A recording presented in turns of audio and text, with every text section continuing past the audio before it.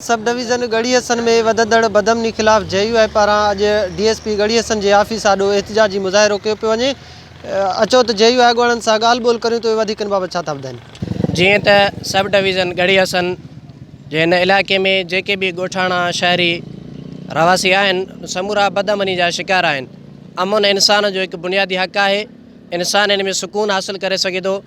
ग़रीब इंसान कुछ रोज़गार करे कमाए जेकॾहिं पंहिंजे घर में कुछ महफ़ूज़ रखे थो उनखे जेको आहे सो उहो अमन उनखे हासिल नथो थी सघे। उनजो महफ़ूज़ शुदा शइ उनजे घर खां खणिजी वञे थी। जेका बि शइ असांजे इलाइक़े खां गुम थी वई ॼण त उहा हली वई। पुलिस ऑफिसर जेके बि आहिनि असांजे हिन इलाइक़े में ख़ुशूसन भाऊ खोसे जे थाणे जो जेको SHO आहे उहे ग़फ़लत जो जेको आहे सो निंड पंहिंजे ऑफिसनि में सुम्ही रहिया आहिनि। कंहिं बि क़िस्म जो तावन ॻोठाणनि सां या हिन इलाइक़े सां न आहे। असां जमियत उलमा इस्लाम जा जेके बि कारकुननि ग़रीब साथी समूरा SSP जैकाबाद खां इहो मुज़ाहिरो करूं था पिया ऐं उनखां इहो मुतालबो कयूं था त पंहिंजे हिन ऑफिसरनि खे निंड खां उथारे करे ग़रीब जा जेके हक़ आहिनि जेको अमन अमान जो जेको सूरत हाल आहे उनखे बहाल कयो वञे। जीअं त तव्हां ॾिसो था पिया त ग़रीब हितां जा ॻोठाणा ऐं ग़रीब माण्हू जेके सॼो ॾींहुं मज़दूरी करनि था, जेके हारी सॼो ॾींहुं कमकार करनि था, राति जो उन्हनि जो निंडूं आराम आहिनि। बदअमनी चोट चढ़ियल आहे। कंहिं बि क़िस्म जी पुलिस जी का कारकर्दगी न आहे। पुलिस जी का बि पंहिंजो रिज़ल्ट न आहे।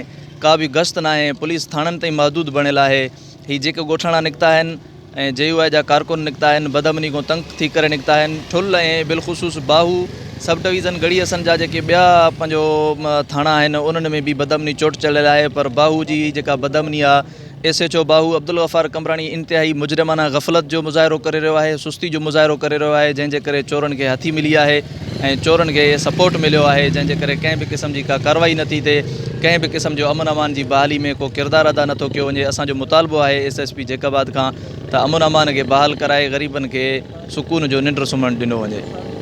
सब डिवीज़न गढ़ी हसन इन में जेके भी थाणा लगन था उनमें सब जेके भी असांजा ऑफिसर आहिनि सभिनि जो जेको असांजे ग़रीबनि सां मुजरिमाना रवैयो थिए रहियो आहे।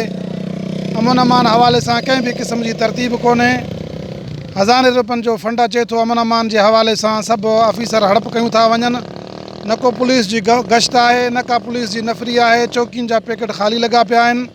असां पंहिंजे बहादुर SP मलक शुमाल रियाज़ खां पुरज़ोर मुतालबो कयूं था त असांजे हिन पसगिरदाई में बाहू SHO कमराणी खे बि जल्द खां जल्द हटायो वञे। छो जो इहो तमामु ग़फ़लत जो निंड सुम्ही रहियो आहे। महीने खां मथे थी विया आहिनि। ग़रीब रड़नि था, रोडनि ते निकिरनि था, एहतिजाज धरणा हणनि था। हाणे असां पुरज़ोर इहो अपील था कयूं पंहिंजे बहादुर SP खे त जल्द खां जल्द असांजा मसइला हल कया वञनि, अमन अमान खे बहाल कयो वञे। वरना असां रोडनि ते निकिरी करे SP DIG ऑफिस ताईं असां पंहिंजा रिकॉर्ड इंशाअल्लाह इहे धरणा कराईंदासीं। जी अवां मुज़ाहिरीन जूं ॻाल्हियूं ॿुधियूं। हिननि जो चवणु आहे त सब डिवीज़न गढ़ी हसन जा जेके अक्सर थाणा आहिनि उते नाल पुलिस ऑफिसर मुक़ररु कया विया आहिनि ऐं अक्सर जॻहनि ते जेके पुलिस चौकी आहिनि उहे बंदि पियल आहिनि ऐं पुलिस ऐं जेके थाणनि ते मुक़ररु पुलिस एहलकार आहिनि उहे गश्त करण बदिरां थाणनि ताईं महदूद आहिनि। हिननि SSP जैकाबाद खां मुतालबो कयो आहे त उहे सब डिवीज़न गढ़ी हसन जे हदनि में अमन अमान खे बहाल कराए जेके चोरियूं थियल आहिनि उन्हनि खे वापसि कराए वञे। ॿी सूरत में हिननि जो चवणु आहे त SSP जैकाबाद ऐं DIG लाड़काणो जे ऑफिस अॻियां धरणो ईंदो। कैमरा टीम सां गॾु अब्दुल गनी खोसो, जेकब न्यूज़ गढ़ी हसन।